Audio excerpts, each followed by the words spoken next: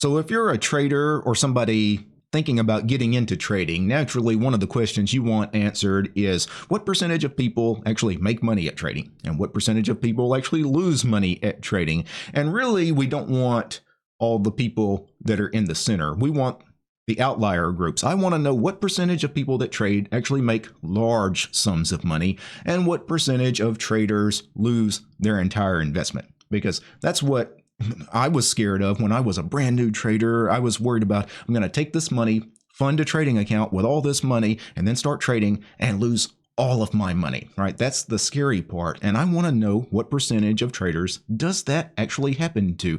And Tom Sosnoff recently gave a rather unique and ingenious answer to this question. So Tom Sosnoff appeared on The Compound. So The Compound is a podcast. They also have a YouTube channel, and they asked him specifically about this, and he gave an answer about some of the statistics as far as TASTYTRADE customers that make large sums of money and the percentage that also just lose all of their money. So I'm going to break it down like just like this is how our customers go. 16% of the people blow out. The attrition rate's about 16%. Within how much time does it take for that to happen? I have no idea. It could be 3 months, 6 months, a year. Michael's case, first trade. When you say blowout, you mean account goes to zero or they stop trading? The account goes to zero, or they stop trading. And that's why they stop trading. Yeah. The reason people stop trading is because the account goes to zero. Right.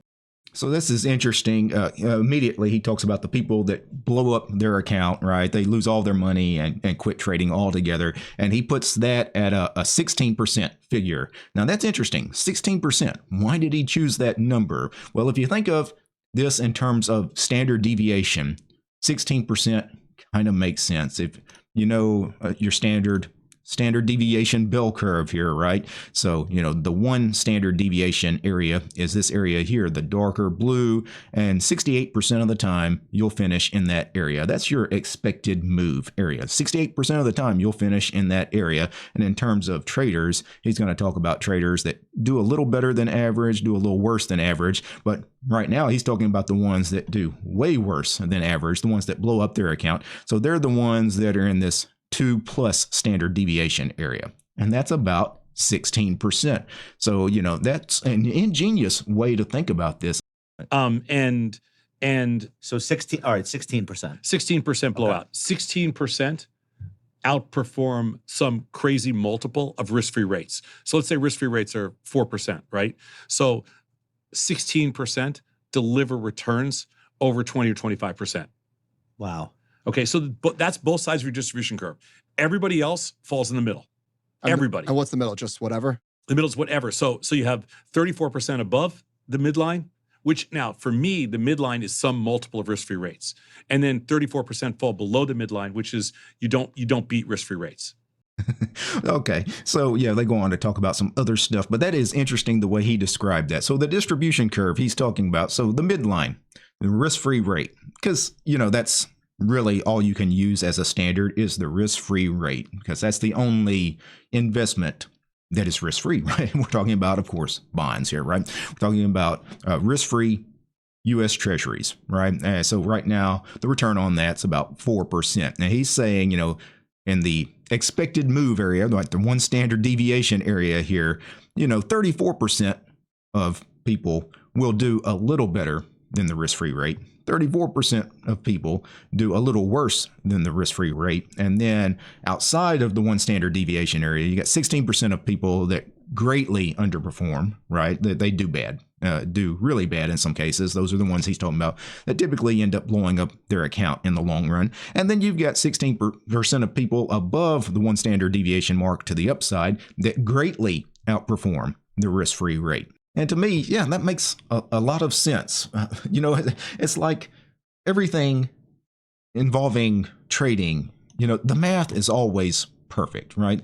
The math never lies. And when I was writing my book, I wrote a book called The Super Wheel Option Strategy. This book available on Amazon, link in the description below. But when I was writing that book, I actually have a chapter in there, why most traders fail at making money.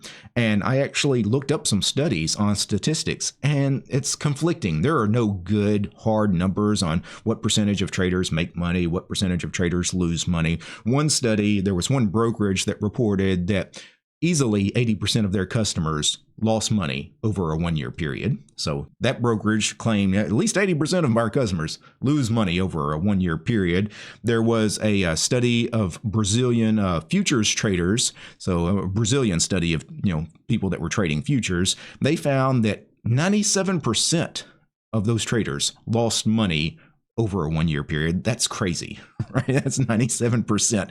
Wow. And then another study was a Forex study I found that reported that their customers, 70% of their customers lost money every quarter.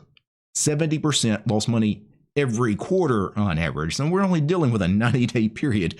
So we know most traders, don't do well. But I like Tom's method here of treating it as a bell curve, right? As a distribution curve, because that really does make sense. 68% of the people are average, right? They are the expected move. And then you've got the outliers, the ones that do better than the median group, and the ones that do much worse. So from now on, I think whenever I get this question as far as what percentages of traders make money, what percentages of traders lose money, I'm going to answer it the same way that Tom Sosnoff answered that question. I think his answer is really the first time anyone's ever answered it, and it kind of makes sense. And for those of you that want to check out that full podcast of The Compound interviewing Tom Sosnoff, I'll link to their show in the description below as well. Peace, guys.